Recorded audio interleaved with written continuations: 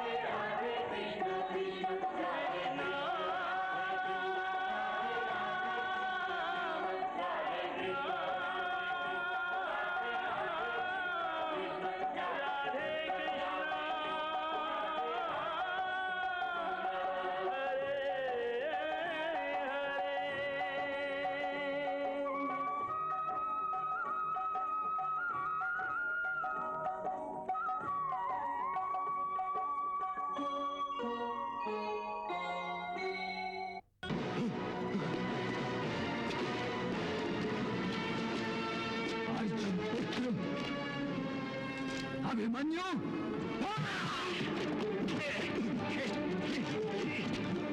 અભિમન્યુ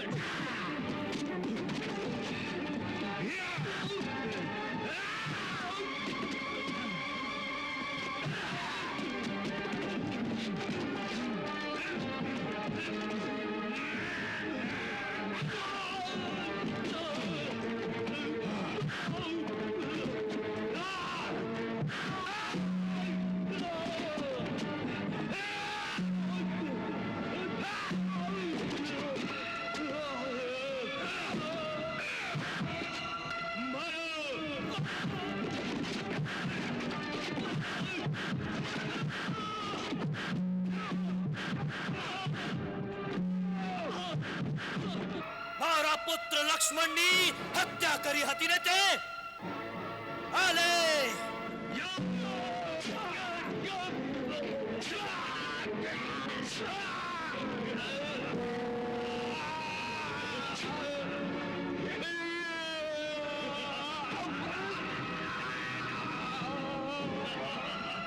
તું નહીં બચે.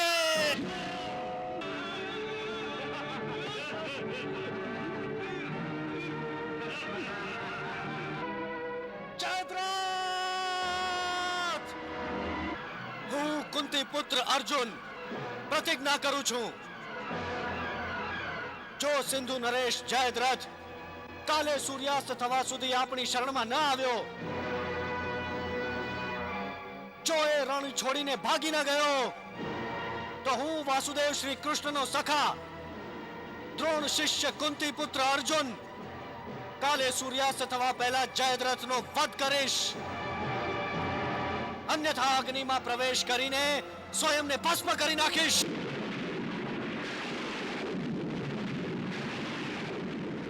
મહાભારતના આ ભયંકર સંગ્રામમાં આજની રાત અત્યંત મહત્વપૂર્ણ રાત છે.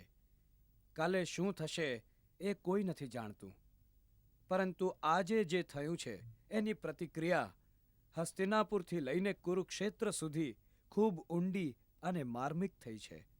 આજે કુંતી અને ગાંધારી બંનેના એક એક પૌત્ર યુદ્ધની વેદી પર બલિ ચડી ગયા છે. મનુષ્યોના અહંકારથી ભરેલા આ સંસારમાં આ બંને માતાઓ એકબીજાના ખભા પર માથું મૂકી રડવા માંગતી હતી. ગાંધારી પોતાનો રાજમહેલ છોડી વિદુરના ઘરમાં કુંતીને મળવા આવી છે.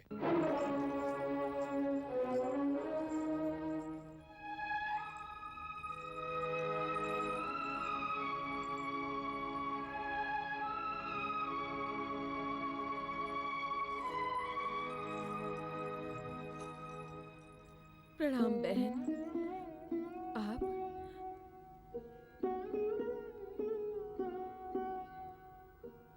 જો આપે આજ્ઞા કરી હોત તો હું સ્વયં આપની પાસે આવી જાત.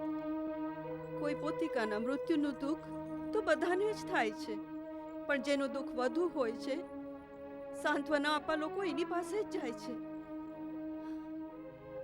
એટલે જ હું તારી પાસે આવી છું.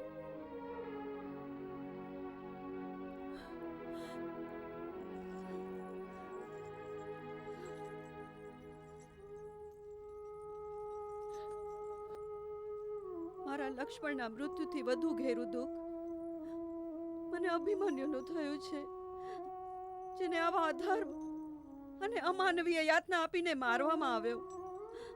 એ સાંભળીને મારું કાળચું કપાઈ ગયું છે. એ સપનામાં પણ નહોતું વિચાર્યું કે મારા પુત્રોના હાથે આવું ભીષણ પાપ થશે.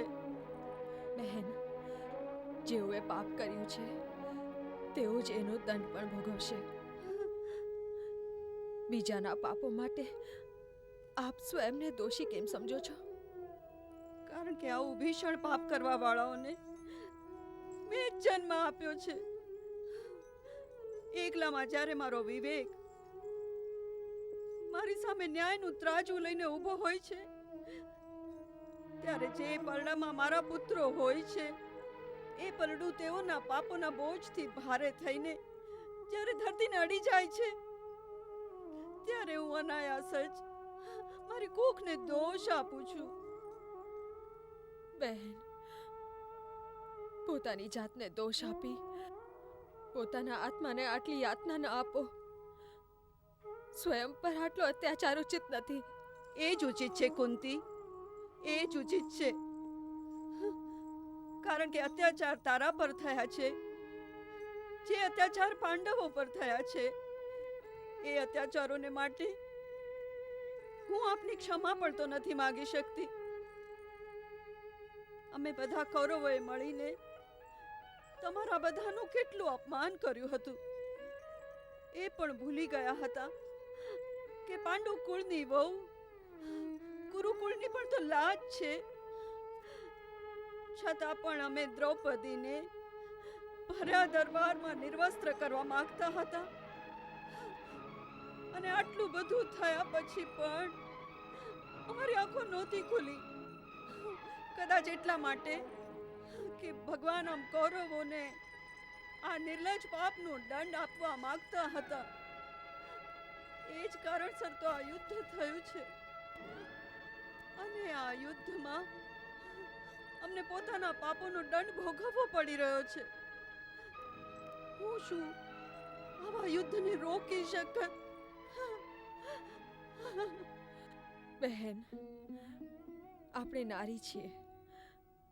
આપણે ઈચ્છીએ તો પણ યુદ્ધ રોકી નથી શકતા. બહેન,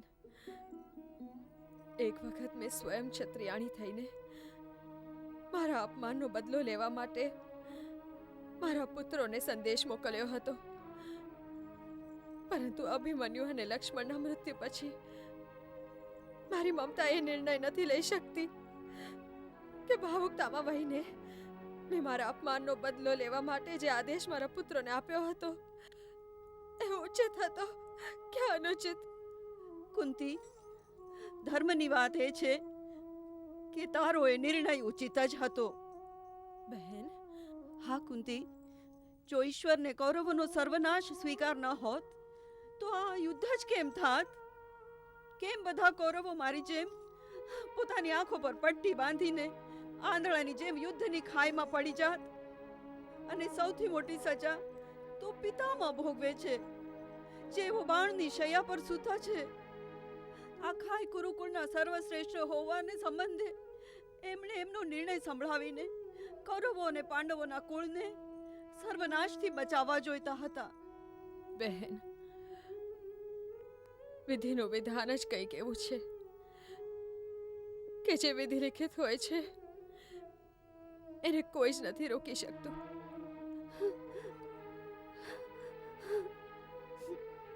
એક એક ઘટનાથી પ્રારબ્ધ ન જાણે કોની કોની પાસે એના કર્મોનો હિસાબ લે છે.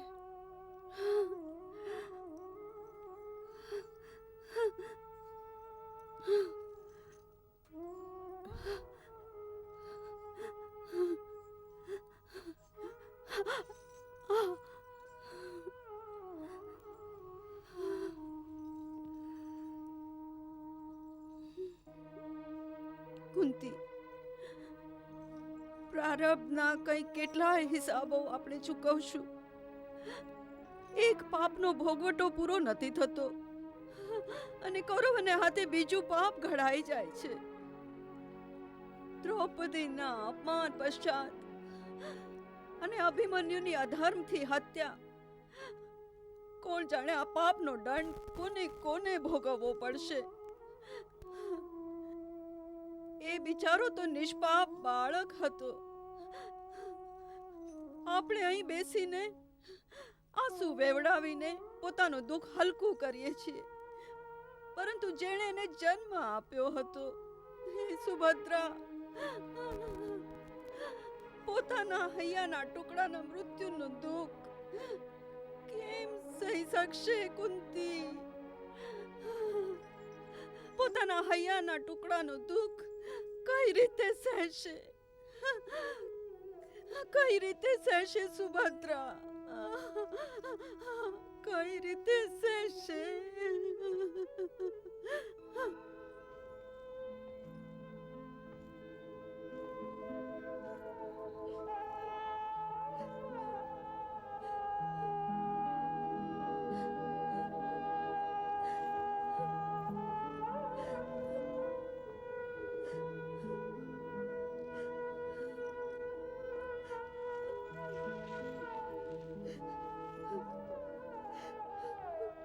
સુભદ્રા,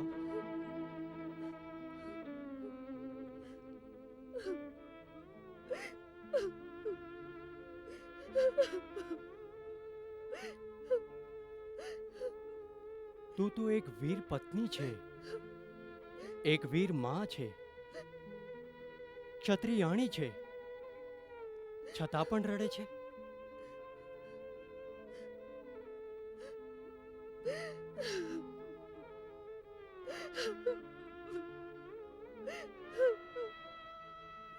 વીરોના મૃત્યુ પર આંસુ ન વેવડાવાય. એક માનું હૃદય તો રાતા પાણીએ રડે છે. જેના જીગરનો ટુકડો સદાને માટે એનાથી છૂટી ગયો હોય એ રડે નહીં તો બીજું શું કરે? સુભદ્રા, મૃત્યુ એક અટલ સત્ય છે. સૌએ પોતાનું શરીર ત્યાગવું જ પડે છે. પરંતુ જેની માં જીવિત હોય એને મૃત્યુને આમ ભેટવાનો કોઈ અધિકાર નથી. અને અભિમન્યુ તો સ્વયં કુમાર અવસ્થામાં હતો. હજી હમણાં તો એના લગ્ન થયા હતા. એના ગળાની વરમાળાના ફૂલોની સુગંધ હજી સુધી વાતાવરણમાં ફેલાયેલી છે.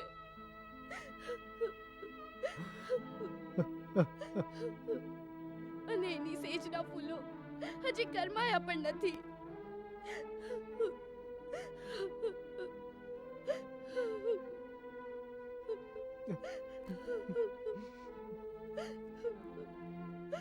અને એને ચિતાના અંગારા પર સુવડાવી દીધો. સુભદ્રી, તારા ભાવુક થવાથી જીવનનું સત્ય તો બદલાઈ નથી જવાનું ને? જાણું છું, અને નથી મૃત્યુનું સત્ય બદલાઈ જવાનું. પરંતુ છતાંય હું મૃત્યુને એક પ્રશ્ન પૂછવા માંગુ છું કે શું અધિકાર છે ને કે જન્મ આપનાર માને પૂછ્યા વગર એના પુત્રનું જીવન એનાથી છીનવી લીધું? શું અધિકાર છે ને કે એક જ ઝટકામાં એણે માની કૂખ અને પતિનો સેતો સૂનો કરી દીધો? અને જે બાળક હજી જન્મ્યું પણ નથી એના માથેથી એના પિતાનું છત્ર આંચકી લીધું. શું દોષ છે અભિમન્યુના અજન્મ નિષ્પાપ બાળકનો? એ બિચારો તો એના પિતાથી પણ વધુ દુર્ભાગ્ય નીકળ્યો.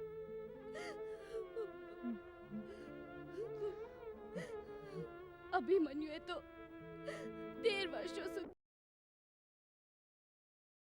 વંચિત, પરંતુ એના પુત્રને તો સદા માટે વંચિત રહેવું પડશે.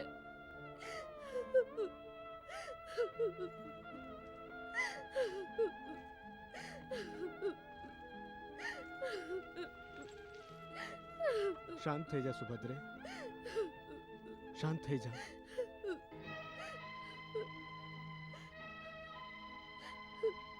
શાંત થઈ જાઓ. શી રીતે શાંત થઈ જાઓ? પોતાના પુત્રને પોતાના કુકરૂપી સુરક્ષા કવચમાંથી કાઢીને એના પિતાના સુરક્ષિત હાથોમાં સોંપ્યો હતો.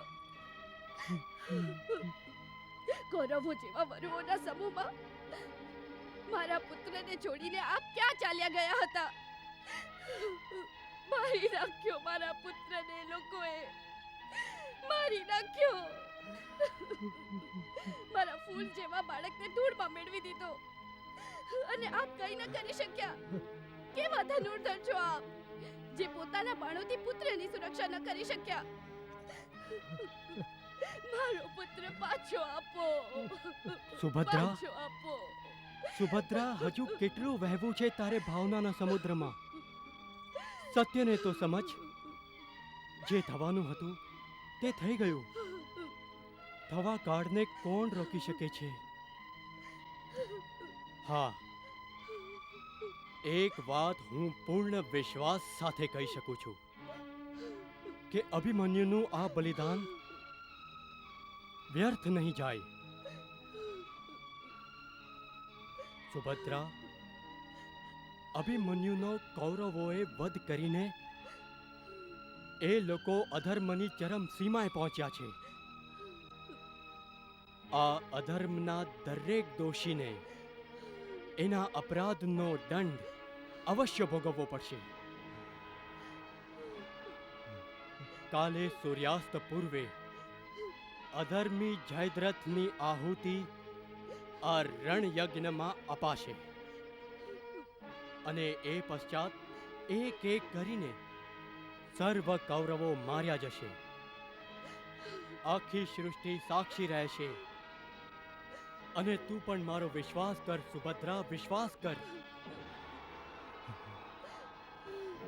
એના પુત્રએ મારા પુત્રની હત્યા કરી. મેં એના પુત્રને મારી નાખ્યો. હિસાબ બરાબર. હું મારા પુત્રના મૃત્યુની પીડાથી તડપી રહ્યો છું. હવે એ પીડાથી અર્જુન પણ તડપે. પરંતુ આપ બંનેના અહંકારની અથડામણમાં હું તો વ્યર્થ જ મરી જઈશ ને? આપને કઈ નહીં થાય, કઈ નહીં થાય સિંધુ નરેશ. કઈ નહીં થાય એમ વિચારીને આપણે હાથ પર હાથ ધરીને તો નહીં બેસી શકીએ ને. આપણે સિંધુ નરેશની સુરક્ષા માટે કોઈ તો ઉપાય કરવો જ જોઈએ. કંઈક તો કરવું જોઈએ. આપણે કંઈ જ થઈ શકે એમ નથી. ઘાયલ નાગ જ્યારે ક્રોધથી પોતાની ફેણ ઉચકે છે તો એના ડંખથી કોઈ નથી બચી શકતું.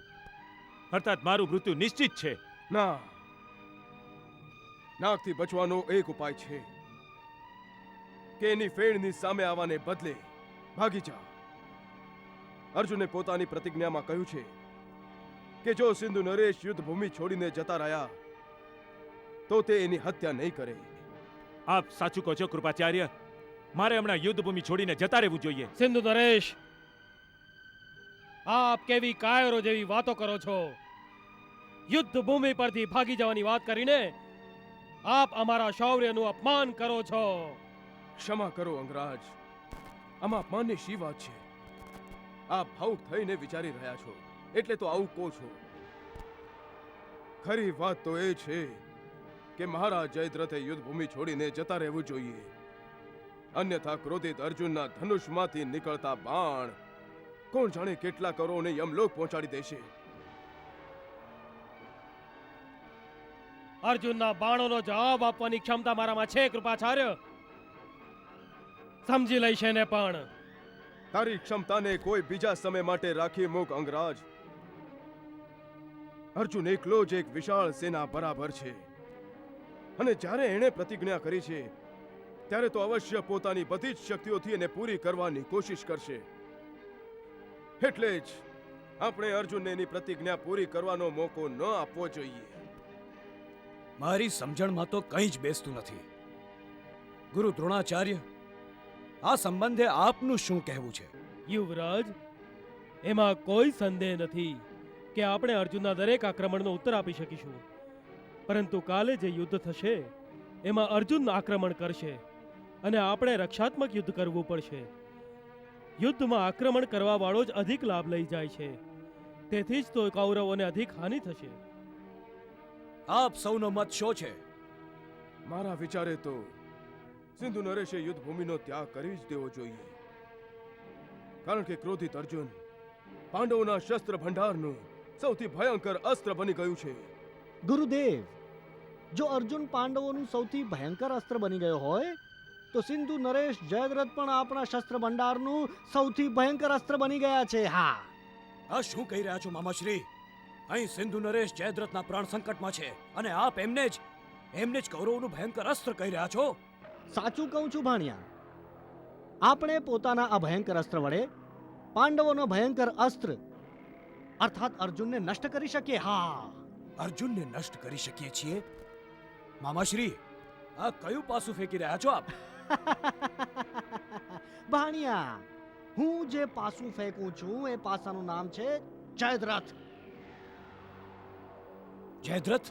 હા, સિંધુ નરેશ જયદ્રથ આપણે માટે એવો પાસો છે જેને આપણે યુદ્ધમાં ફેંકીને આપણે યુદ્ધ જીતી શકીએ છીએ. અને તું એ જ પાસાને યુદ્ધ ભૂમિ પરથી ભગાવીને જીતેલી બાજી હારી જવા માંગે છે? જયદ્રથનું પાસું ફેંકીને આપણે યુદ્ધ જીતી શકીએ? એ કેવી રીતે મામાશ્રી? હું તમારી વાત કઈ સમજ્યો નહીં. જો ભાણિયા, જરા બુદ્ધિથી કામ લે. તું એટલું તો માને છે ને કે અર્જુન સિવાય પાંડવોની શક્તિ શૂન્ય બરાબર છે? જો કોઈ પ્રકારે અર્જુન મૃત્યુ પામે તો પાંડવો એક જ દિવસમાં શરણાગત થઈ જશે. એ સાચું છે કે નહીં? હા હા. સેનાપતિજી, મારી વાત સાચી છે ને? આપ બિલકુલ ઠીક કહો છો ગાંધાર નરેશ. તો પછી આપ એ જ શક્તિને યુદ્ધ ભૂમિમાંથી મોકલીને જીતેલી બાજીને હારમાં કેમ બદલવા માંગો છો? માત્ર એક દિવસ આપણે સિંધુ નરેશની રક્ષા ન કરી શકીએ? હા હા, અવશ્ય કરી શકીએ છીએ. હા, અવશ્ય કરી શકીશું. તો પછી આપણે બધા ભેગા મળીને પ્રતિજ્ઞા કરીએ કે અમે અમારી જાન પર આવીને લડીશું, પરંતુ અર્જુનને સિંધુ નરેશ જયદ્રથ પાસે ફરકવા પણ નહીં દઈએ. અને અર્જુન પોતાની પ્રતિજ્ઞા અનુસાર સ્વયં જ આગ લગાડીને એમાં ભસ્મ થઈ જશે. હા, વાહ મામાશ્રી વાહ! શું રસ્તો બતાવ્યો છે આપે! આનાથી તો યુદ્ધની બાજી જ બદલાઈ જશે. વાહ મામાશ્રી વાહ! તો આવો આપણે બધા યુવરાજના હાથમાં હાથ મૂકીને પ્રતિજ્ઞા કરીએ. આવો ભાણિયા. આપણે બધા કૌરવ યોદ્ધાઓ મળીને પ્રતિજ્ઞા કરીએ છીએ કે કાલે સૂર્યાસ્ત થયા સુધી કોઈ પણ ભોગે સિંધુ નરેશ જયદ્રથના પ્રાણની રક્ષા કરીશું. હા, અમે પ્રતિજ્ઞા કરીએ છીએ. અમે પ્રતિજ્ઞા કરીએ છીએ.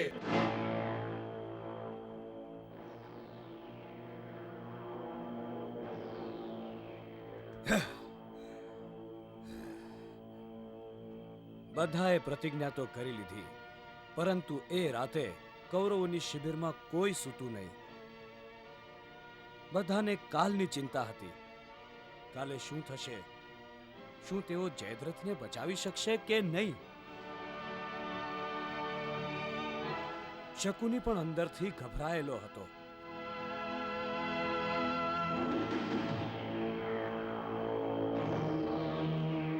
જયદ્રથ જીવન અને મૃત્યુના કાંટા પર ઝૂલી રહ્યો હતો.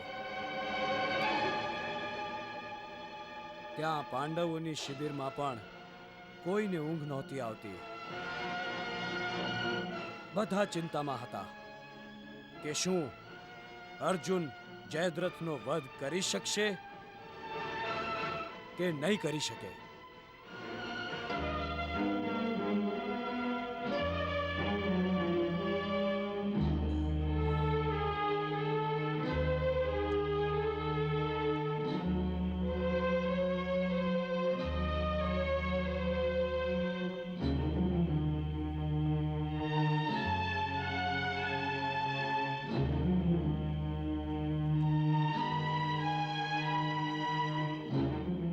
ભાણિયા, સૂતો નથી હજુ?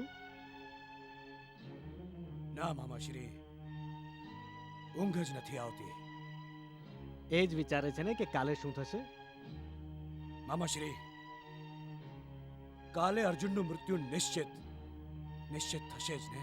હા ભાણિયા, એ વાત એટલી જ સત્ય છે જેટલી એ કે કાલે સૂર્યાસ્ત થશે. એટલે જ સૂર્યોદયની પ્રતીક્ષા કરી રહ્યો છું. સૂર્ય ઉદય થશે તો અસ્ત પણ થશે. એમાં આટલા અધીર અને વ્યાકુળ થવાની આવશ્યકતા નથી ભાણિયા. આપણા ચાહવા ન ચાહવાથી ન સૂર્યનો શીઘ્ર ઉદય થશે અને ન તો અસ્ત થશે. એટલે જા અને જઈને સૂઈ જા. બાણોની શૈયા પર પડેલા ભીષ્મ પિતામહ એક બાજુ અર્જુન પુત્ર અભિમન્યુ અને બીજી બાજુ દુર્યોધન પુત્ર લક્ષ્મણના મૃત્યુથી આઘાત પામ્યા હતા.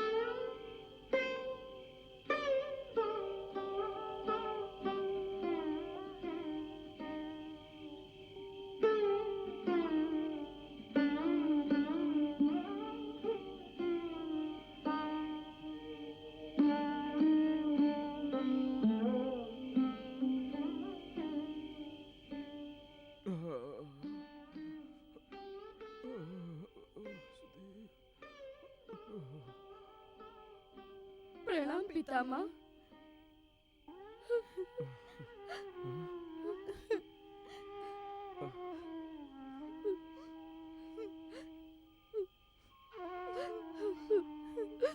સૌભાગ્યવતી ભવ.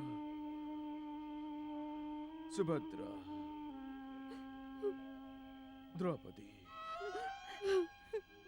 અભિમન્યુના સમાચાર સાંભળીને સાંત્વના આપવા માટે મારે જ તમારી પાસે આવવું જોઈતું હતું, પરંતુ મારી આ દશાના કારણે મેં જ તમને મારી પાસે બોલાવી લીધા. મારે કારણે તમને બંનેને કષ્ટ વેઠવું પડ્યું. અભિમન્યુના મૃત્યુનું કષ્ટ વેઠવું એક મા માટે આનાથી મોટું કષ્ટ શું હોઈ શકે પિતામહ? રડ નહીં સુભદ્રા, રડ નહીં.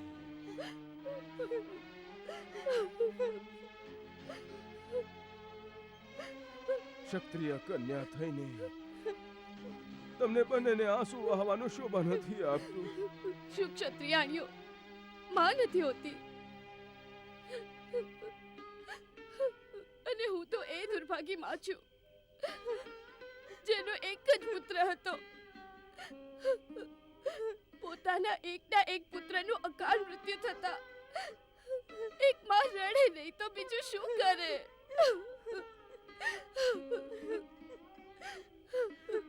હા પિતામહ, જો આજ આપ કૌરવોના સેનાપતિ હોત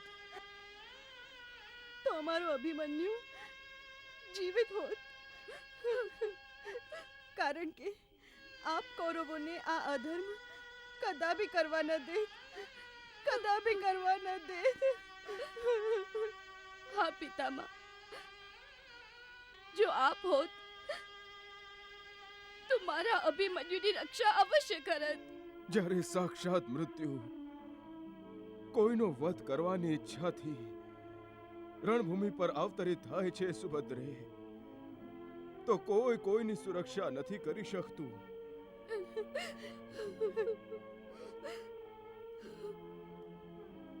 એ ભલે ગમે તેવો મહાન યોદ્ધા કેમ ન હોય, એ મૃત્યુ પર વિજય પ્રાપ્ત નથી કરી શકતો.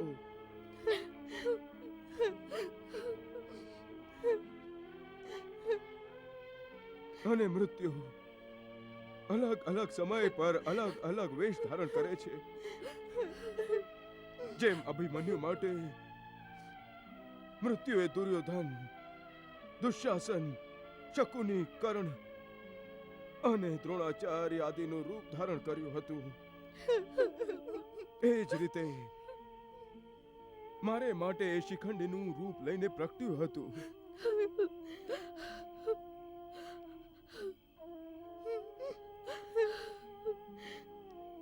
અને હવે જયદ્રથને માટે મૃત્યુએ અર્જુનનું રૂપ ધારણ કરી લીધું છે. એ જ પ્રકારે એવું બનત કે અભિમન્યુના મૃત્યુનું કારણ હું બની જાત. નહીં, આવું ન બની શકે. એ અસંભવ છે પિતામહ, અસંભવ છે. હું તમારી બંનેની ભાવના અને દુઃખ સમજી શકું છું. તેમ છતાં એટલું જ કહીશ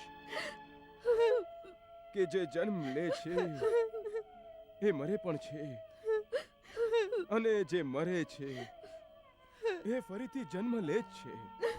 એ જ તો સૃષ્ટિનો ક્રમ છે. પછી શોક શેનો?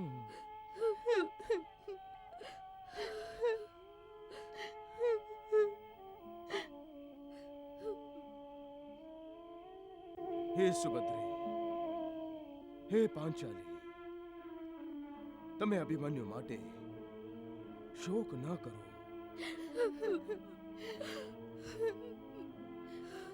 એને તો વીરગતિ પ્રાપ્ત થઈ છે.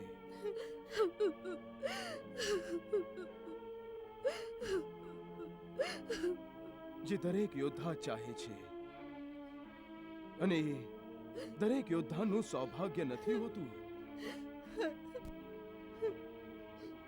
હા સુભદ્રે, હા દ્રૌપદી, ક્ષત્રિયાણીઓ યુદ્ધ માટે ગયેલા પોતાના પિતા, પતિ, ભ્રાતા અને પુત્રની પ્રતીક્ષા નથી કરતા.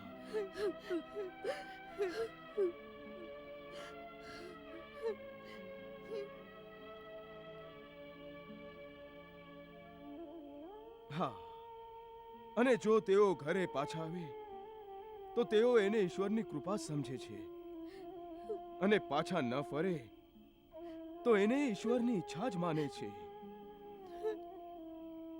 હે સુભદ્રા, ક્ષત્રિય કુળમાં જેનો જન્મ થાય છે એ વીર મરણની જ આશા કરે છે, એટલે શોક ન કરશો.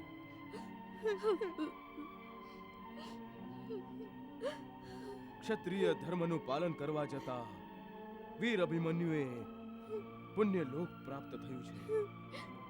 તપ, બ્રહ્મચાર્ય, બુદ્ધિ અને જ્ઞાન દ્વારા સાધુ સંત અને તપસ્વી જે મોક્ષ પ્રાપ્ત કરવા માંગે છે, તારા પરમ પુત્ર પરમ વીર અભિમન્યુને એ જ મોક્ષ પ્રાપ્ત થયો છે.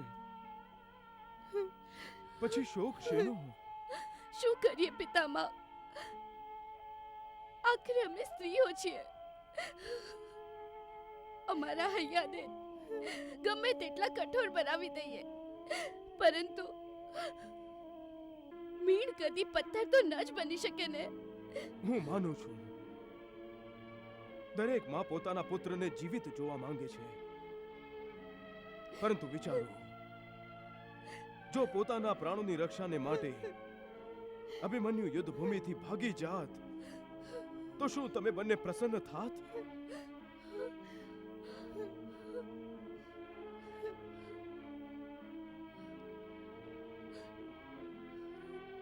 નહીં નહીં, તમે બંને એમ વિચારત કે અભિમન્યુ આપણા કુલના માથે કલંક છે, પણ નહીં, અભિમન્યુ કુરુકુળના કપાળનું કલંક નથી, તિલક છે. એવું તિલક જે કુરુકુલના માથાની શોભા સદા વધારતું રહેશે.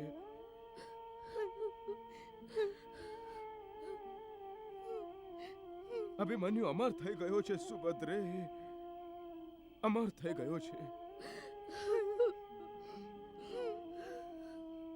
અમે મનુષ્ય મૃત્યુ પશ્ચાત પોતાના સંતાનના રૂપે જીવિત રહે છે, અને અભિમન્યુની નિશાની એની પત્નીના પેટમાં વિકસી રહી છે. એ જ અભિમન્યુના નવા જીવનનો પુરાવો છે. તો એ તમે બંને આટલી શોકાકુળ કેમ છો? સુભદ્રે, દ્રૌપદી, તમે નથી જાણતા, હું પહેલેથી જાણતો હતો કે અભિમન્યુની આયુ ખૂબ ઓછી છે.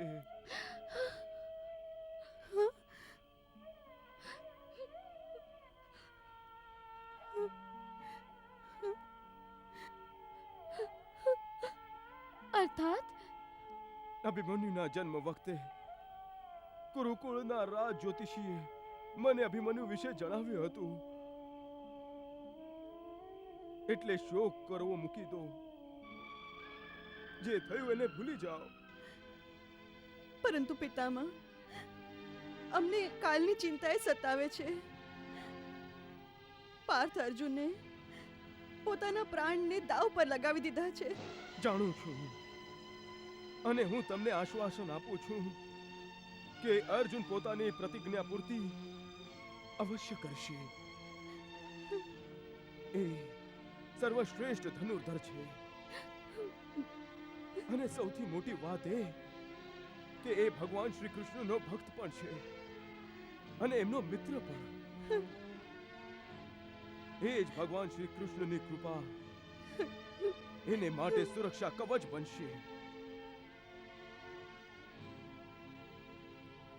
માટે શ્રદ્ધા રાખો,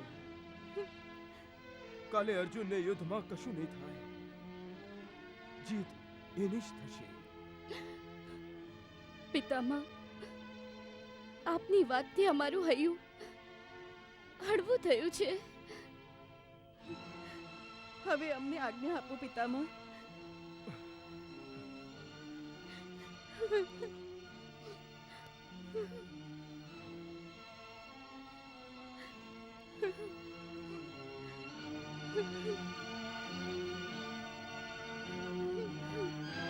સૌભાગ્યવતી ભવ.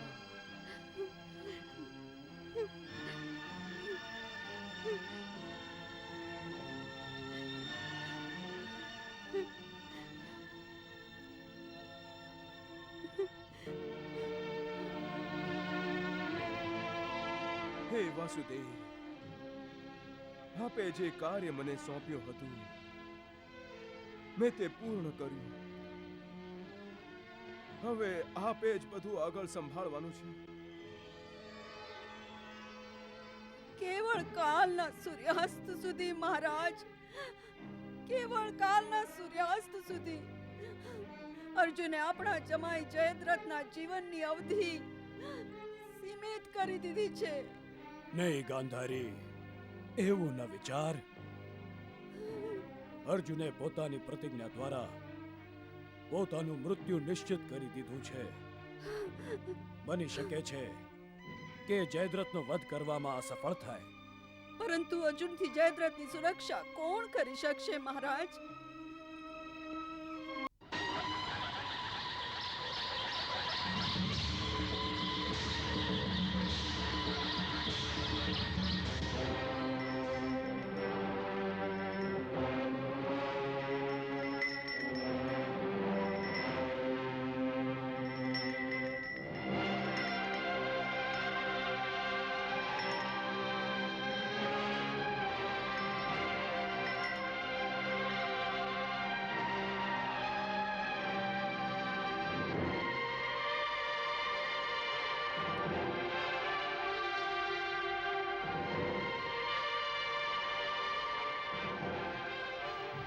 પિતાશ્રી, માતાશ્રી. કોણ? દુશીલા? દુશીલા નહીં માતાશ્રી, દુર્ભાગ્યશાળી કહો. આ તું શું કહી રહી છે પુત્રી? શુભ શુભ બોલ દુશીલા. આજે સૂર્યાસ્ત પહેલા જેના પતિનું મૃત્યુ નિશ્ચિત થઈ ગયું હોય એ દુર્ભાગ્યશાળી નહીં તો બીજું શું હોઈ શકે? આપ આ યુદ્ધ અટકાવી દો પિતાશ્રી, આપ આ યુદ્ધ અટકાવી દો. તું વ્યર્થ જ ભયભીત થઈ રહી છે દુશ્શીલા. તારો પતિ સુરક્ષિત રહેશે. જયદ્રથની સુરક્ષાનું દાયિત્વ ગુરુ દ્રોણે લીધું છે. એમની છત્રછાયામાં જયદ્રથ બિલકુલ સુરક્ષિત છે. એ આપનો ભ્રમ છે પિતાશ્રી. અર્જુનના બાણોનો ઉત્તર કદાચ દ્રોણાચાર્યના અસ્ત્રોના ભંડારમાં હોઈ શકે છે. પરંતુ શું દુશ્શીલા? પરંતુ શ્રી કૃષ્ણના સુદર્શન ચક્રનો ઉત્તર શું દ્રોણાચાર્યની પાસે છે? શ્રી કૃષ્ણે અસ્ત્ર શસ્ત્ર ધારણ ન કરવાની પ્રતિજ્ઞા લીધી છે. ઠીક છે, તેઓ પોતાની પ્રતિજ્ઞા નહીં તોડે, પરંતુ પોતાના મિત્ર અર્જુનની પ્રતિજ્ઞા પૂરી કરવા માટે તેઓ કંઈ પણ કરી શકે છે. દુશ્શીલે, તેઓ કંઈ પણ કરે, પરંતુ હું હવે આ યુદ્ધને રોકવા માટે કંઈ નથી કરી શકતો. માતાશ્રી, આપ તો હસ્તિનાપુરની મહારાણી છો. આપ દુર્યોધન ભાઈને યુદ્ધ રોકવાનો આદેશ આપી શકો છો. હું વિવશ છું પુત્રી, હું વિવશ છું. માતાશ્રી. હા પુત્રી, હું વિવશ છું. હું આ યુદ્ધ રોકવા ચાહું છું, પરંતુ રોકી નથી શકતી. એ જ મારી વિવશતા છે. તું તારા પતિના પ્રાણ માટે હસ્તિનાપુરના મહારાજાની સામે ખોળો પાથરી રહી છે, અને હું કેટલીય વાર હસ્તિનાપુરના મહારાજાની સામે મારા પુત્રોના પ્રાણ માટે ખોળો પાથરીને ભીખ માગી ચૂકી છું, પરંતુ હસ્તિનાપુરના મહારાજાએ મને એ ભિક્ષા આપવાનું નકારી દીધું. અને હવે એમ લાગે છે કે મારી કોખ પૂર્ણ રૂપે વેરાન થઈ જશે. ગાંધારી, ક્ષમા કરજો મહારાજ, પરંતુ હવે એમ લાગે છે કે આ મહાયુદ્ધ કૌરવોને સર્વનાશની તરફ લઈ જશે. એટલે હે દુશીલે, તું તારી આ વિવશ માતાને ક્ષમા કરી દે. માતાશ્રી, એની પુત્રીના સૌભાગ્યને બચાવવા માટે હવે આંસુ સારવા અતિરિક્ત બીજું કંઈ જ કરી શકતી નથી. મને ક્ષમા કરી દે દીકરી, મને ક્ષમા કરી દે.